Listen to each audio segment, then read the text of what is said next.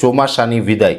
ચોમાસાની વિદાય છે. આમ તો રાજ્યના અમુક વિસ્તારમાંથી મોન્સૂન વિડ્રોલ પ્રોસેસ ચાલુ થઈ ગઈ હતી. સતત 2 થી 3 દિવસ સુધી ચોમાસું છે એ વિદાય તરફ આગળ વધ્યું. એટલે કે ઉત્તર ગુજરાત અને કચ્છના ઘણા બધા વિસ્તારોમાંથી ચોમાસાએ વિદાય લઈ લીધી. જે ઝડપથી ચોમાસું છે એ વિદાય લઈ રહ્યું હતું એ અચાનક ધીમું પડી ગયું. અત્યારે ધીમી ગતિએ વિદાય થઈ રહી છે. એનું મેઇન કારણ છે કે એક અસ્થિરતા ગુજરાત ઉપર ફરીથી આવી ગઈ છે અને એને કારણે ચોમાસું છે એ જે વિદાય તરફ હતું એ પણ ફરીથી જ્યાં હતું ત્યાં રોકાઈ ગયું છે. હવે આગળ એની વિદાય થતાં અટક્યું છે. હવે આ જે અસ્થિરતા છે, આમ તો મહારાષ્ટ્રની અંદર સતત 2-4 દિવસથી અસ્થિરતા વરસાદના રૂપમાં અસર કરતી હતી. મહારાષ્ટ્રમાં ખૂબ વરસાદ પડ્યા અને હવે એ અસ્થિરતા છે ગુજરાત ઉપર આવી અને આ અસ્થિરતાને કારણે આજે 19 સપ્ટેમ્બર 2025ના રોજ પણ ગુજરાતમાં અનેક જગ્યાએ વરસાદ નોંધાયા. જેમાં ખાસ કરીને દક્ષિણ ગુજરાતમાં આજે 19 તારીખે વરસાદની તીવ્રતા વધારે રહી. દક્ષિણ ગુજરાતના અનેક વિસ્તારોમાં વરસાદ પડ્યા છે,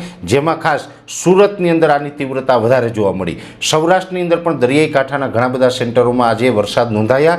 દક્ષિણ ગુજરાતની સાથોસાથ જે સૌરાષ્ટ્રના દરિયાઈ કાંઠાના વિસ્તાર છે એમાં પણ ભાવનગર જિલ્લાના મહુવા તાલુકાના અનેક ગામોની અંદર વરસાદ આજે પડ્યો છે.